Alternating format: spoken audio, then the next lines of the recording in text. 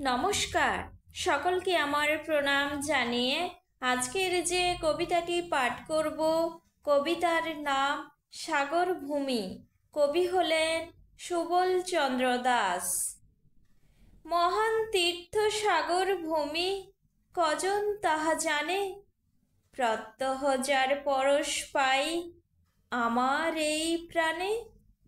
এমন মায়ে পেলাম আমি, জীবন হলো ধন্য। সুস্থ থাকার এমন বায়ু দিল আমার জন্য।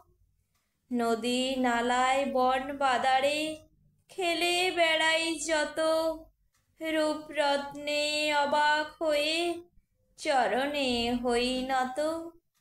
সহজ এই মানুষগুলি আদর দিল ঢেলে, গরবে বুক যায় যে ভরে আমি ওদের ছেলে। এখানে আমি সবার সনে মিলিয়ে যাব মাতা, তোমার কথা লিখব রোজ, আমায় দিও খাতা। নমস্কার।